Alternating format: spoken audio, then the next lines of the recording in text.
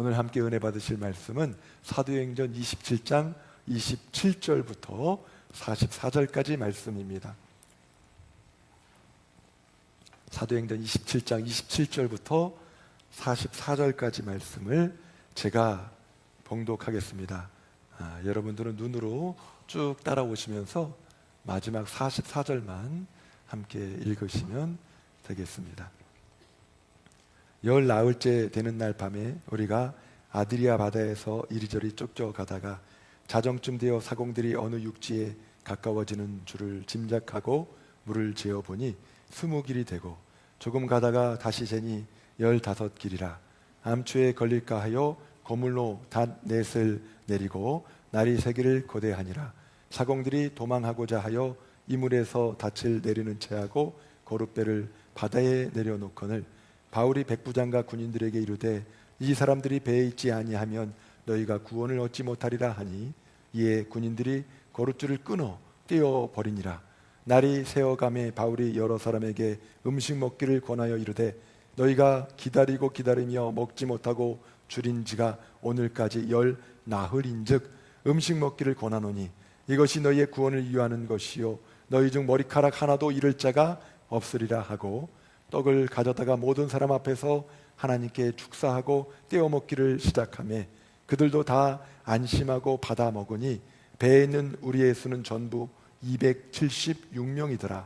배부르게 먹고 밀을 바다에 버려 배를 가볍게 하였더니 날이 새매 어느 땅인지 알지 못하나 경사진 해안으로 된 항만이 눈에 띄거늘 배를 거기에 들여다 댈 수 있는가 의논한 후 닻을 끊어 바다에 버리는 동시에 키를 풀어 늦추고 돛을 달고 바람에 맞추어 해안을 향하여 들어가다가 두 물이 합하여 흐르는 곳을 만나 배를 걸매 이 물은 부딪혀 움직일 수 없이 붙고 고물은 큰 물결에 깨어져 가니 군인들은 죄수가 헤엄쳐서 도망할까 하여 그들을 죽이는 것이 좋다 하였으나 백부장이 바울을 구원하려 하여 그들의 뜻을 막고 헤엄칠 줄 아는 사람들을 명하여 물에 뛰어내려 먼저 육지에 나가게 하고 같이 읽습니다. 그 남은 사람들은 널조각 혹은 배 물건에 의지하여 나가게 하니 마침내 사람들이 다 상륙하여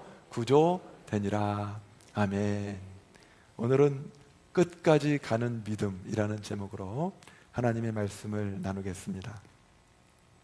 우리가 인생을 살아가다가 보면은 처음 마음보다도 더 중요한 것이 마지막 마음이라는 사실을 깨닫게 되지요. 처음에는 누구나 결심할 수 있습니다. 제가 끝까지 해보겠습니다. 나는 믿음으로 살겠습니다. 나는 주님만을 따르겠습니다. 특히 부흥회 때나 어떤 은혜가 아주 극적으로 감격적으로 임할 때가 있어요. 그럴 때는 그냥 자신을 너무나 의지해가지고 내가 한번 끝까지 달려보겠습니다. 믿음의 행진을 하겠습니다. 라고 고백을 합니다. 그런데 시간이 지나면서 상황이 흔들리고 기대했던 결과가 빨리 나타나지 않고 내가 붙들었던 것이 하나 둘 무너질 때가 있습니다. 그때 비로소 진짜 믿음이 나타나는 것이죠. 그때 그럼에도 불구하고 주님을 붙잡을 수 있느냐, 그때 그럼에도 불구하고 말씀을 따를 수 있느냐, 여기에 우리의 믿음이 판가름 날 수 있습니다. 등산을 생각해 보면 그렇습니다. 산에 오르기 시작할 때는 모두 힘이 있습니다. 출발할 때는요 발걸음도 가볍고 서로 웃으면서 이야기하죠. 그런데 산길이 길어지고 또 이 오르막길이 많이 나타날 때는 숨이 차고요 다리가 무거워지고 생각보다 정상까지 거리가 멀다라는 것을 알게 되면 마음이 달라집니다.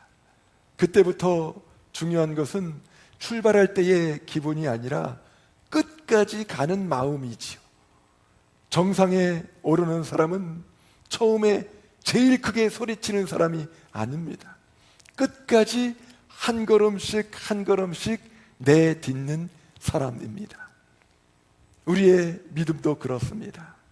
믿음은 출발의 감동만이 아닙니다. 믿음은 끝까지 가는 것입니다.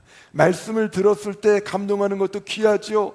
은혜를 받으면서 눈물을 흘리는 것도 너무 감격적이고 귀합니다. 그러나 더 중요한 것은 그 말씀을 붙들고 끝까지 가는 것인 줄 믿습니다. 성경은 히브리서 10장 38절에서 이렇게 말씀하고 있습니다. 나의 의인은 믿음으로 말미암아 살리라. 또한 뒤로 물러가면 내 마음이 그를 기뻐하지 아니하리라 하셨느니라. 아멘. 믿음은 뒤로 물러서는 삶이 아닙니다.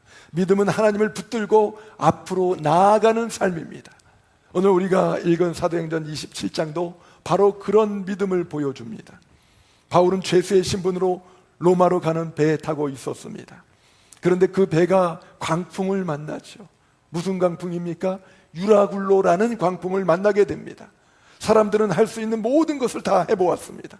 거룻배를 끌어올리고요, 배를 끈으로 감고요, 짐을 버리고 배의 기구까지 버렸습니다. 그러나 여러 날 동안 해도 별도 보이지 않고 구원의 그 옅은 희망마저 다 사라지고 말았습니다. 그때 하나님께서 바울에게 말씀하셨어요.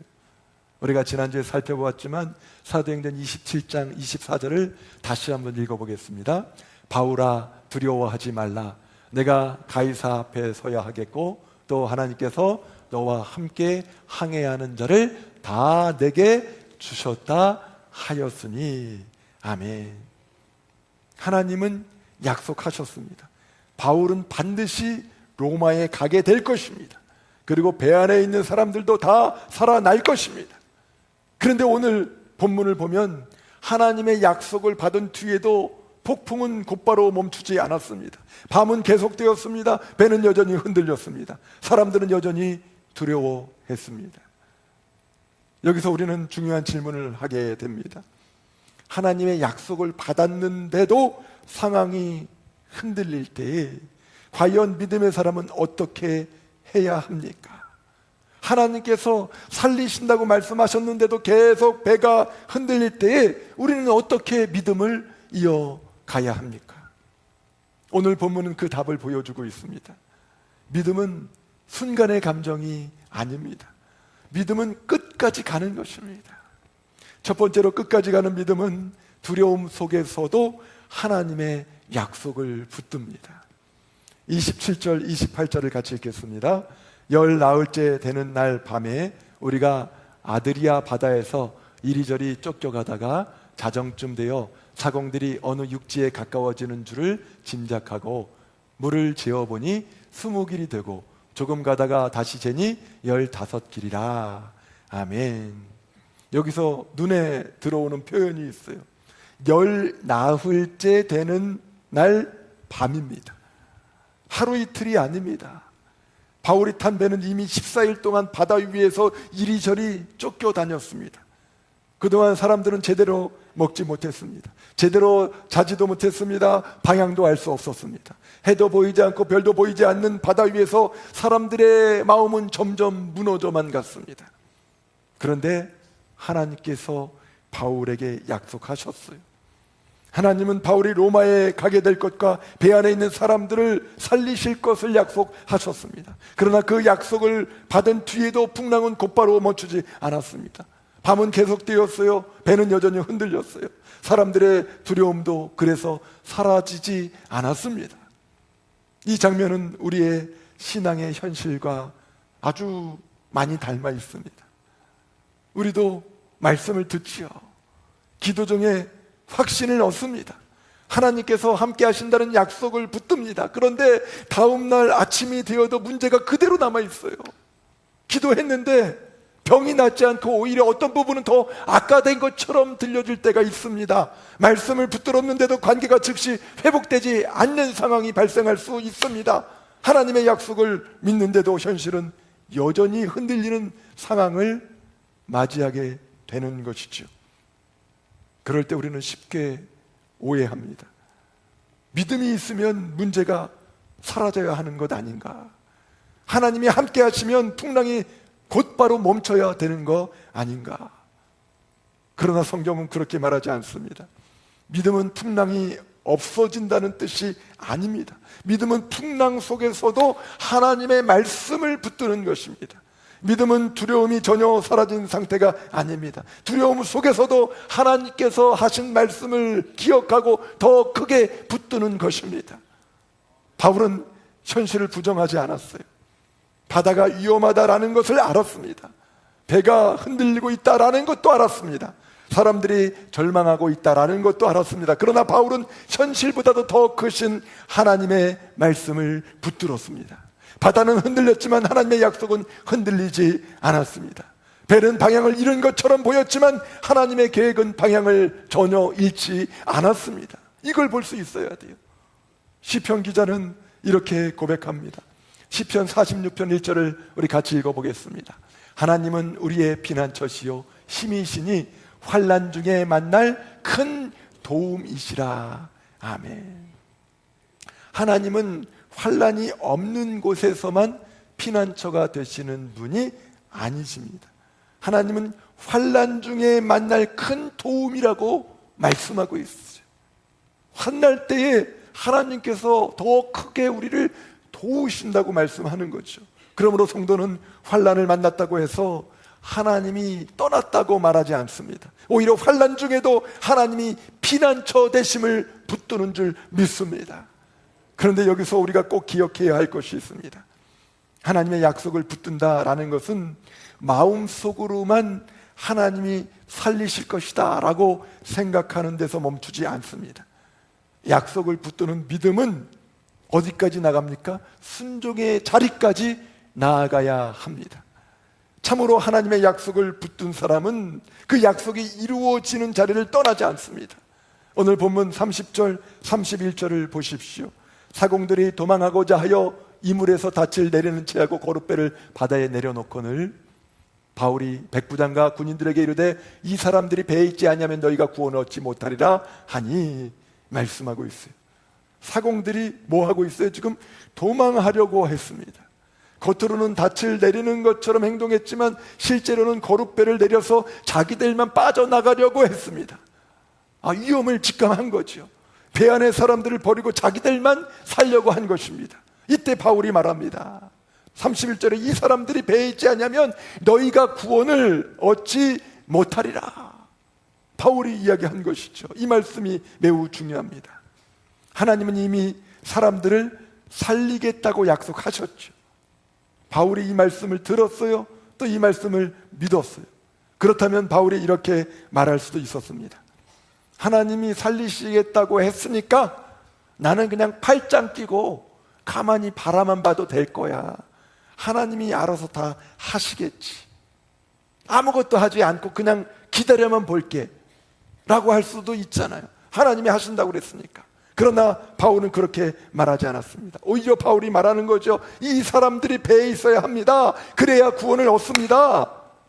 여기서 하나님의 약속과 인간의 순종이 함께 나타납니다. 하나님은 어떻게 약속하셨어요? 살리시겠다고 약속하셨습니다. 그러나 그 약속은 무책임과 방관 속에서 이루어지는 것이 아니었습니다. 배 안에 있어야 했습니다. 함께 머물러야 했습니다. 각자의 자리를 지켜야 했습니다. 이것이 성경적인 믿음입니다.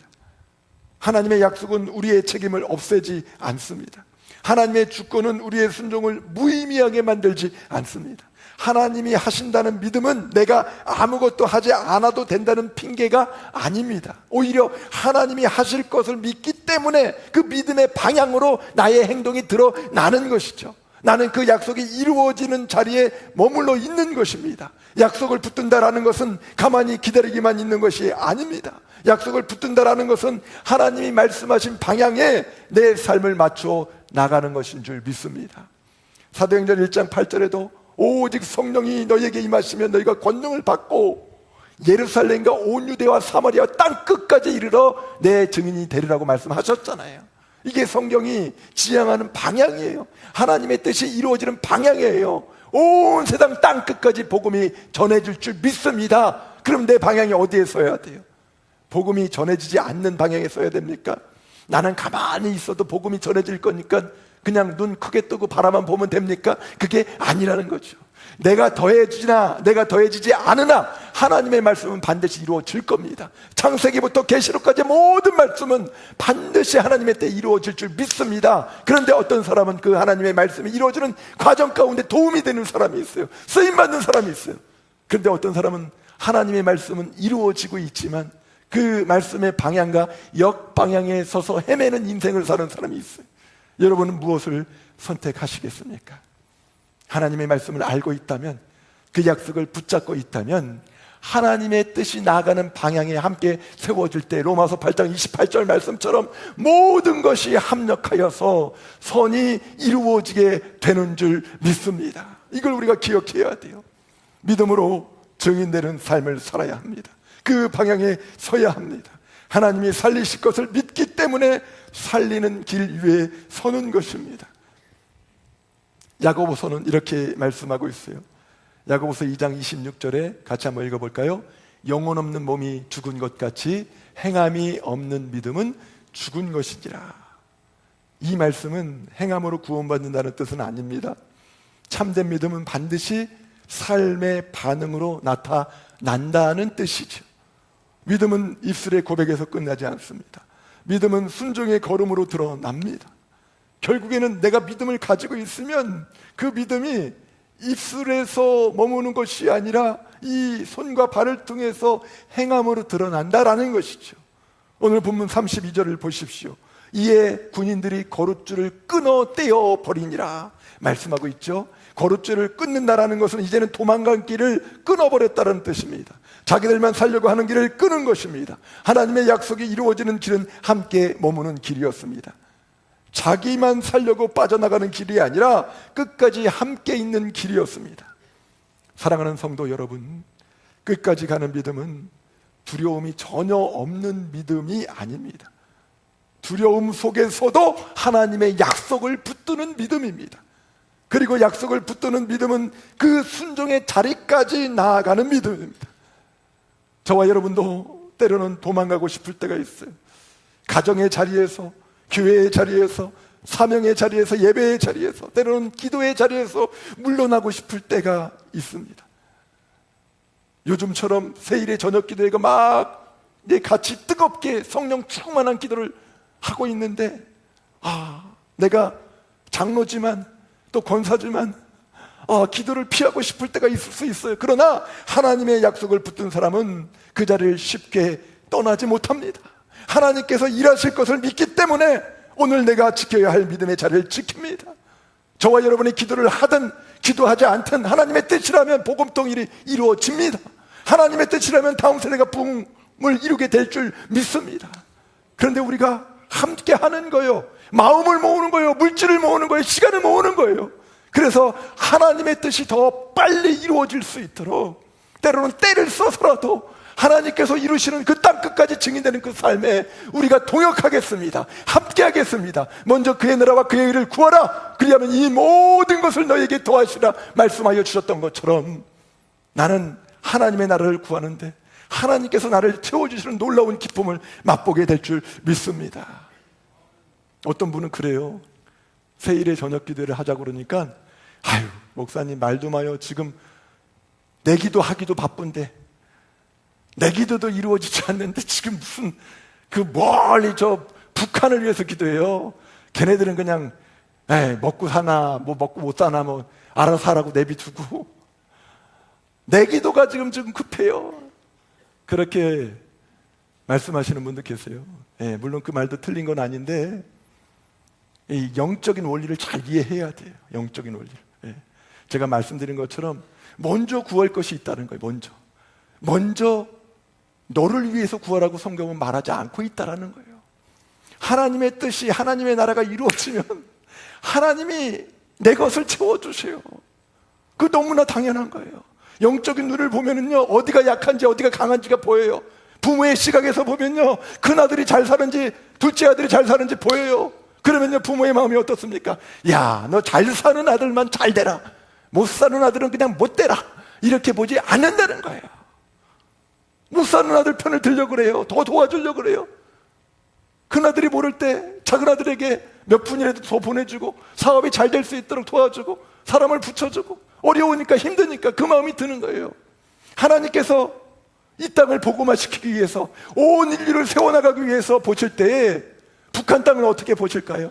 1907년에 평양에 그 놀라운 붕이 일어났던 그 놀라운 역사의 근거지가 북한 지역에 있는데, 그로 인해서 피난민을 통해서 여러 교회가 또 세워지기도 했는데 지금은 거기 다 영적으로 황무지가 되어버렸어요. 무너져 버렸어요. 하나님의 마음은 지금 그 영혼들을 바라보면 눈물바다가 되어 있을 거예요.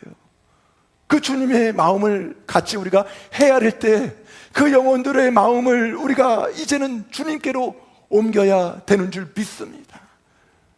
그러면요, 우리 교회는 하나님께서 어떻게 하실까요? 니네는 못났으니까 그냥 가만히 있어라, 내가 북한 애들만 구원시키겠다, 그러실까요? 전혀 그러지 않아요. 영적인 원리를 깨달아야 돼요. 다음 세대가 정체되어 있어요. 메말라 있어요. 세상의 게임에, 세상의 여러 가지 이 음란물에 중독이 되어 있어요. 더 이상 신앙의 전진이 이루어지지 못하고 있어요. 주님께로 돌아오지 못하고 있어요. 얼마나 가슴이 아픕니까? 부모 입장에서도 가슴이 아프지만 하나님의 마음도 아프다는 것을 우리가 깨달아야죠. 왜 그걸 깨닫지 못해요? 왜 멀리 있어요? 하나님께서 기회를 주실 때 기도해야 될 때 기도해야 돼요. 기도하지 말라고 그럴 때 하지 마시고 기도해야 될 때 기도해야 돼요. 그러면 하나님께서 저와 여러분을, 우리의 가정을, 우리의 직장을 온전히 세워주실 줄 믿습니다. 그러므로 성도 여러분, 지금 삶의 바다가 흔들리고 있다면 하나님의 약속을 다시 붙드시길 바랍니다. 그리고 그 약속이 이끄는 순종의 자리로 나아가십시오. 끝까지 가는 믿음은 두려움 속에서도 하나님의 약속을 붙들고 그 약속을 따라 순종의 자리를 지키는 믿음인 줄 믿습니다. 두 번째로, 끝까지 가는 믿음은 지친 사람을 살리는 방향으로 행동합니다. 오늘 보면은 이제 아주 따뜻한 장면으로 이어지고 있어요. 바울은 배 안에 있는 사람들에게 음식을 먹으라고 권합니다. 33절 이하의 말씀을 보시면, 날이 새어가매 바울이 여러 사람에게 음식 먹기를 권하여 이르되 너희가 기다리고 기다리며 먹지 못하고 줄인 지가 오늘까지 10나흘인즉 음식 먹기를 권하노니 이것이 너희의 구원을 위하는 것이요 너희 중 머리카락 하나도 잃을 자가 없으리라 하고, 떡을 가져다가 모든 사람 앞에서 하나님께 축사하고 떼어 먹기를 시작하매 그들도 다 안심하고 받아 먹으니 말씀하고 있어요. 여기서 바울의 믿음은 매우 실제적입니다. 바울은 사람들에게 신학적인 말만 하지 않습니다. 여러분, 하나님을 믿으십시오 라고 말하는 데서 멈추지 않았습니다. 그는 사람들의 몸 상태를 봤어요. 며칠 동안 먹질 못했어요. 10나흘 동안 제대로 먹지를 못했어요. 얼마나 지쳐 있겠습니까? 탈진해 있었어요. 두려움에 눌려 있었어요. 그래서 바울이 말하는 거죠. 음식을 먹으십시오. 이것이 여러분의 구원을 위하는 것입니다. 이 장면은 믿음이 얼마나 실제적인지 보여주고 있습니다. 참된 믿음은 사람의 영혼만이 아니라 몸의 연약함도 함께 봅니다. 참된 믿음은 위로의 말만이 아니라 필요한 행동으로 나타납니다. 참된 믿음은 힘내십시오라고 말하는 데서 그치지 않고 실제로 힘을 낼 수 있도록 도와줍니다. 특별히 35절이 중요합니다. 떡을 가져다가 모든 사람 앞에서 하나님께 축사하고 떼어 먹기를 시작했다고 그랬어요. 아직 폭풍이 완전히 끝난 것이 아닙니다. 아직 육지에 도착한 것도 아닙니다. 아직 구조가 완성된 것이 아닙니다. 그런데 하나님께 바울이 어떻게 했어요? 축사했다고 그랬어요. 축사는 이 감사를 비는 기도를 의미합니다. 감사했습니다. 결과를 다 본 뒤에 감사하는 것도 귀합니다. 그러나 결과를 보기 전에 하나님의 약속을 믿고 감사하는 것은 더 깊은 믿음입니다. 바울은 상황이 끝났기 때문에 감사한 것이 아니라 하나님이 말씀하셨기 때문에 감사했어요. 바울은 눈앞의 결과를 보고 평안을 얻은 것이 아닙니다. 하나님의 약속을 믿었기 때문에 평안을 나누었습니다. 그리고 바울의 감사는 사람들에게 영향을 주게 되죠. 36절을 보니까 그들도 어떻게 했어요? 다 안심하고 받아 먹으니. 한 사람의 믿음이 공동체의 분위기를 바꾸었습니다. 한 사람의 감사가 두려움에 눌린 사람들을 일으켰습니다. 한 사람의 평안이 배 안의 사람들에게 안심을 주었습니다. 그래서 믿음의 사람 한 사람이 너무너무 중요해요. 여기에 다 절망적인 사람이 있다 할지라도 바울과 같은 그 한 사람이 믿음으로 외치고 믿음으로 돌볼 때 그 영적인 환경이 바뀌게 되는 줄 믿습니다. 여러분, 믿음은요 전염성이 강하더라고요. 믿음이 좋은 사람 옆에 있는 사람은 같이 덩달아서 믿음이 생겨요. 거꾸로 불안도 이 전염이 되기도 하는데요, 믿음이 있는 사람은 그 불안을 이겨낼 수가 있어요. 원망도 번지지만 감사가 잘 번지게 됩니다. 두려움도 퍼질 수 있지만 평안을 가지고 있는 사람이 그걸 또 잘 퍼뜨릴 수 있어야 됩니다. 믿음의 사람 한 사람이 온전히 서 있으면 그래서 그곳에 영적인 공기가 달라지기 시작하는 거예요. 그냥 평안해, 그냥 좋아요. 내가 빚을 다 감당한 것이 아닌데 그냥 평안해. 내가 건강해서 몸을 완전히 회복한 것이 아닌데 그래도 은혜가 있어요. 하나님이 함께 하시는 것 같아요. 기뻐요. 예수님께서도 제자들에게 이렇게 말씀하셨어요. 마태복음 5장 14절을 보시면 너희는 세상의 빛이라 산 위에 있는 동네에 숨겨지지 못할 것이요 말씀합니다. 빛은 자기 자신만 밝히지 않죠. 주변을 밝힙니다. 믿음의 사람도 마찬가지예요. 내가 서 있는데 내 말이, 내 행동이, 내 모습이 주변의 사람들에게 기쁨이 돼요. 주변의 사람들이 어려울 것 같은데 했다가도 되겠다. 저 집사님 말이라면 될 것 같아. 저 집사님이 함께 기도하니까 이제 돼. 복음 통일이 될 거야. 다음 세대가 부흥할 거야. 우리 자녀가 회복될 거야. 막혀있는 길들이 열리게 될 거야. 얼마나 신납니까? 얼마나 기쁩니까? 바로 우리 창동 성결교회가 이 지역사회에서 또 우리 민족을 깨우는 횃불을 들고 온전히 세워지게 될 때 믿음의 보폭을 통해서 수많은 영혼들을 깨우고 긍정의 힘으로 승리하게 될 줄 믿습니다. 사실 알고 보면 바울은 죄수 신분이었어요. 그 배에서도 가장 약한 상황 가운데 내몰린 사람이 있잖아요. 그러나 그 배 안에서 가장 자유로운 사람이 바울이었어요. 영적인 자유로움을 말하는 거죠. 바울은 묶여 있었지만 그의 믿음이 묶이지 않았습니다. 그는 죄수였지만 사람들을 살리는 지도자처럼 행동했어요. 이 말씀을 들어보면 너무나 참 기이한 일들이 지금 벌어지고 있어요. 죄수 주제에 바울이 명령을 하고 있어요. 음식을 먹으라고 권하고 있어요. 상황이 그를 규정하지 못했습니다. 하나님의 말씀이 그를 붙들고 있었기 때문입니다. 성도 여러분, 우리도 어떤 상황에 있든지 사람을 살리는 방향으로 행동해야 될 줄 믿습니다. 말을 해도 살리는 말을 해야 됩니다. 결정을 해도 공동체를 살리는 결정을 해야 합니다. 기도를 해도 나만을 위한 기도에 머물러 있는 것이 아니라 함께 있는 사람을 살리는 기도를 해야 합니다. 교회 안에서도 마찬가지입니다. 공동체가 어려울 때 누군가는 불안을 키우는 말을 할 수가 있어요. 누군가는 원망을 퍼뜨리는 그러한 과정에 함몰될 수가 있어요. 누군가는 자기만의 안전한 길을 찾아갈 수도 있습니다. 그러나 끝까지 가는 믿음을 가지고 있는 자는 그런 길을 선택하지 않습니다. 끝까지 가는 믿음은 사람을 살리는 말을 선택합니다. 사람을 세우는 행동을 선택합니다. 공동체를 다시 일으키는 방향으로 움직입니다. 끝까지 가는 믿음은 나만 버티는 믿음이 아니죠. 끝까지 가는 믿음은 지친 사람을 살리는 믿음입니다. 세 번째로 끝까지 가는 믿음은 마지막 순간까지 하나님의 구원을 신뢰합니다. 이제 본문은 마지막 장면으로 나아가고 있어요. 날이 새자 사람들은 어느 해안인지 알지 못했지만 경사진 곳이 보이는 항만을 발견합니다. 그들은 어떻게든 배를 거기에 밀어 넣으려고 합니다. 그러나 배가 두 물이 합하여 흐르는 곳에 딱 걸립니다. 오늘 본문 41절입니다. 두 물이 합하여 흐르는 곳을 만나 배를 걸매 이 물은 부딪혀 움직일 수 없이 붙고 그 물은 큰 물결에 끼어져 가니, 배의 앞과 뒤를 지금 말하고 있어요. 이 물과 그 물은 결국 배가 끼어집니다. 하나님께서 살리신다고 약속하셨는데 배는 어떻게 됐어요? 끼어졌어요. 하나님께서 로마로 가게 하신다고 했잖아요. 그런데 그들이 탄 배는 온전하게 항구에 도착하지 못합니다. 이 장면을 잘 봐야 돼요. 우리는 때때로 하나님의 구원을 오해합니다. 하나님이 구원하신다고 했다면 배가 멀쩡해야 한다고 생각하죠. 하나님이 함께 하신다면 내가 의지하던 것이 하나도 손상되지 않아야 한다고 생각합니다. 하나님이 약속하셨다면 모든 과정이 다 평탄하게 물 흐르듯이 자연스럽게 이어져야 된다고 생각합니다. 그러나 오늘 본문은 다르게 말하고 있어요. 하나님은 약속을 이루셨습니다. 그러나 배는 깨어졌습니다. 하나님은 사람들을 살리셨습니다. 그러나 그 과정은 편안했나요? 편안하지 않았습니다. 하나님은 바울을 지금 로마로 인도하고 계십니다.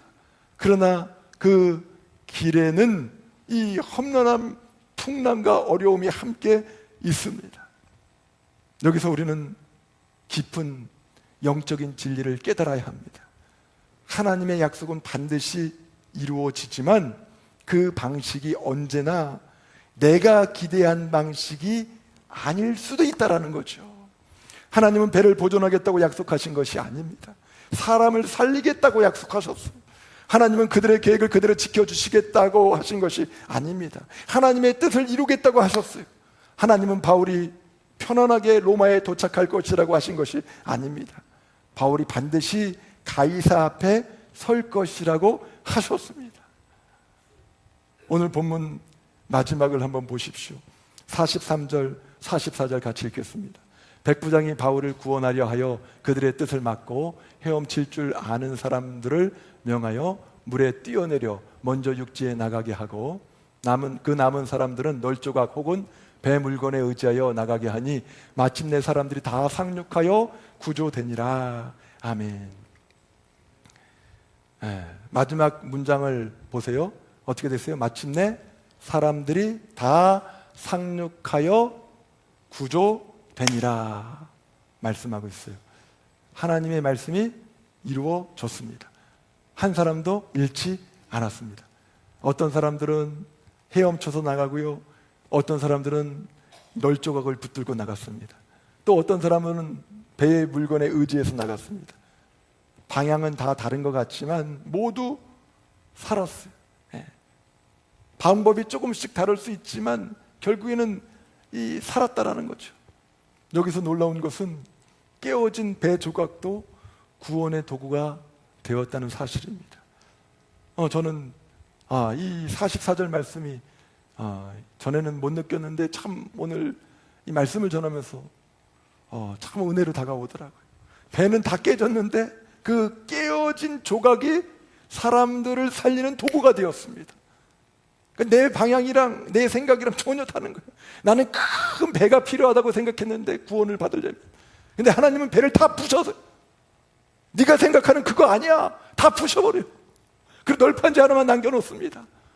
배가 부서져서 남은 그 널판지, 아무것도 쓸모없는 널판지인 줄 알았는데 그것이 생명을 구원하는 길에 쓰임받게 된다는 놀라운 사실을 오늘 성경이 말씀해주고 있잖아요.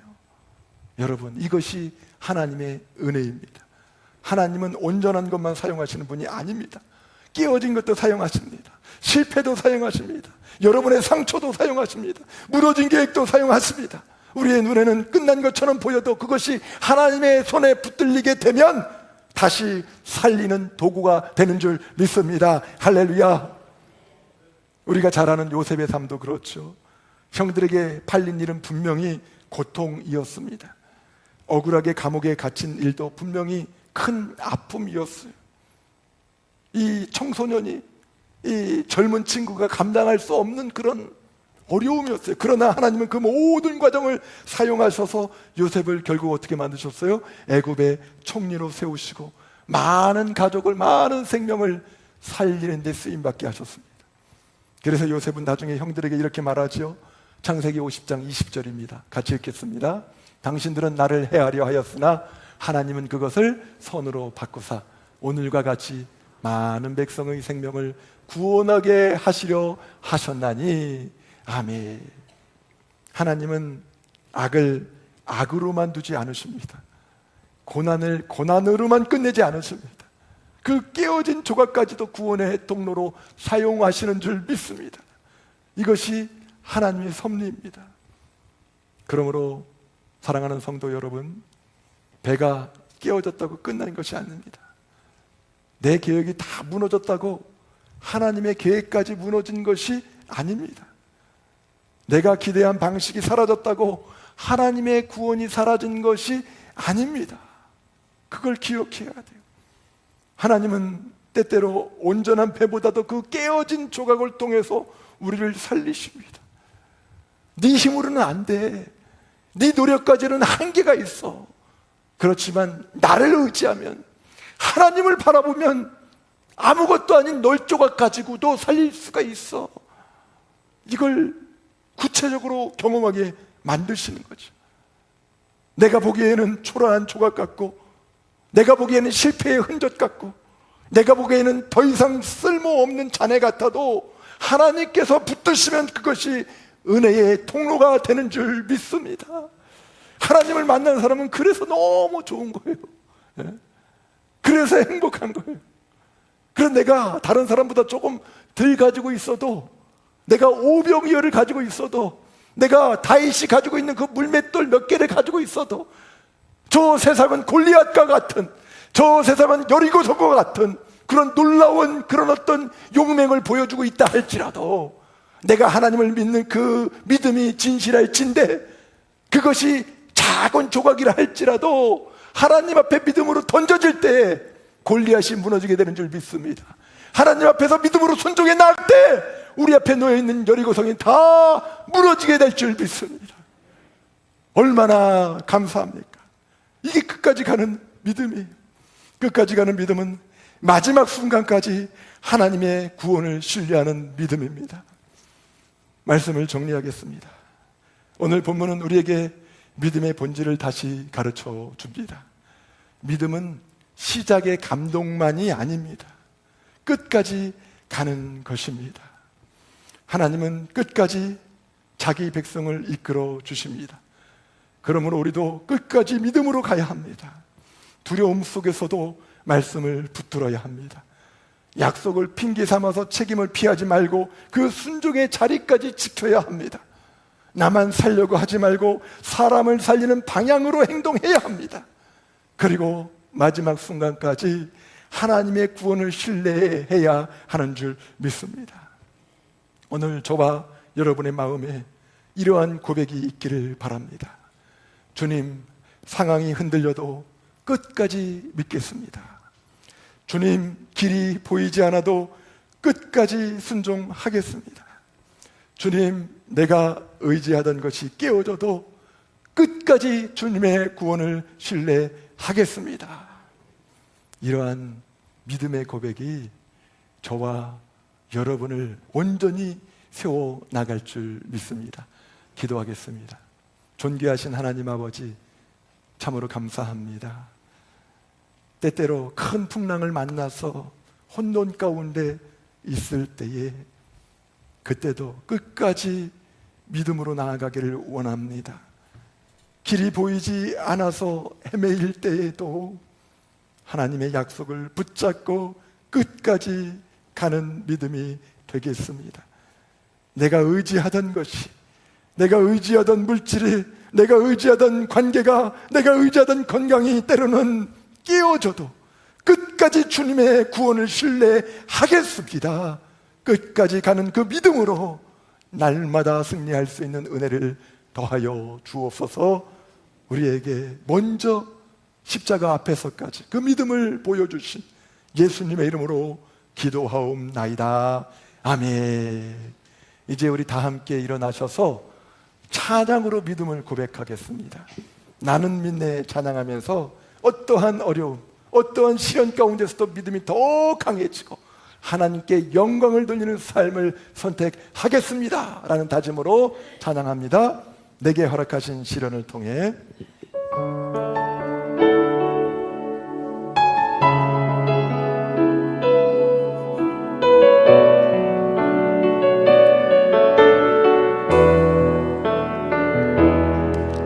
내게 허락하신 시련을 통해 나의 믿음 더욱 강하게 자라나고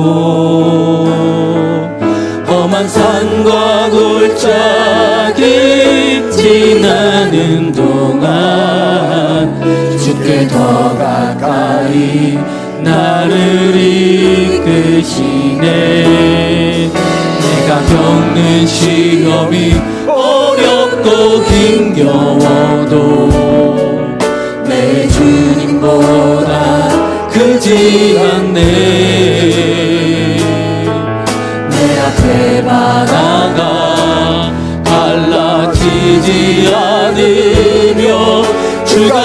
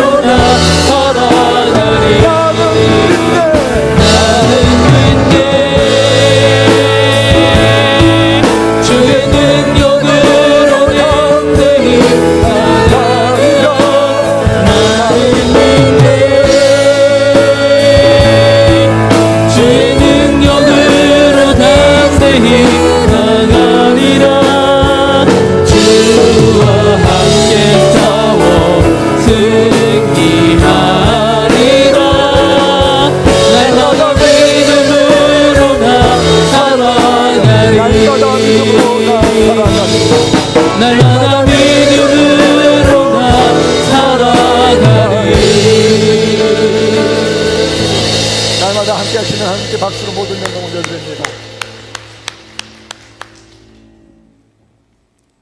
이제는 우리의 구원을 위해서 십자가를 지신 예수 그리스도의 은혜와 우리의 앞에 여리고 성이 있어도 홍해 바다가 있어도 어떠한 난관이 있어도 우리와 함께 하시는 하나님 아버지의 놀라우신 사랑하심과 성령님의 감화 감동 내주 충만하신 역사가 오늘 말씀을 통하여서 어떠한 상황이 있다 할지라도 그 상황에 휩싸이는 것이 아니라 끝까지 가는 믿음으로 승리하기 원하는 사랑하는 창동성결교회 모든 권속들 머리 위에와 온라인 예배를 통해서 함께하는 하나님의 사람들 머리 위에 지금도 끝까지 가는 믿음을 고수하기 위해서 선교지에서 주의 사명을 감당하고 있는 선교사님들과 그 사역 위에 지금부터 영원토록 함께 하시기를 간절히 축원하옵나이다. 아멘.